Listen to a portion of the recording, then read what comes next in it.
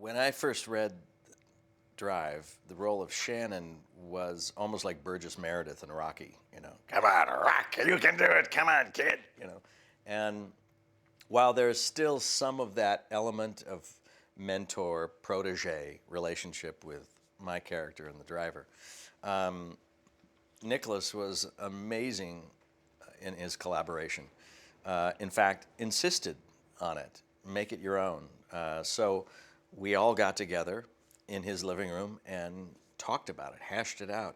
And because of that openness, you go home and you start daydreaming about the character. And I'd wake up in the morning and I go, oh, I have a couple more ideas I want to pitch. And so I was pitching to him different thoughts and ideas, and they stuck, and he was welcoming them, and then working with the other actors like Ron Perlman or Albert Brooks or Ryan Gosling, and then they would say, well, that doesn't quite work with it. What about this? Oh yeah, that'll work too. So each actor is defending their own character and saying, within the confines of what this character can and will do, that works for me, but this one doesn't. And so it's really just a wonderful experience to then come together and with the screenwriter Haas to be able to get it down on paper, and then even still when we get it on the set, we play with it some more. So it really makes the actor relaxed, that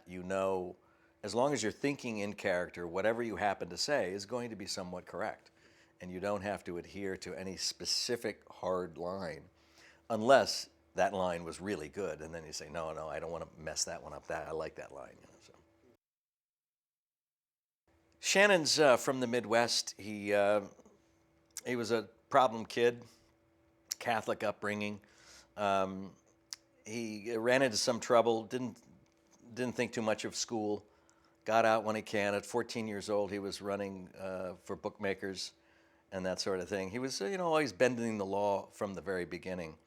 Then he started doing some running for the mob, some driving for the mob, and then that got a little too hairy, and it's not what I wanted, and had to leave town quickly, so he joins the Navy for 3 years, sees the world, starts figuring things out, but it always came back to cars. He was always involved and loved cars, fast cars, classic cars.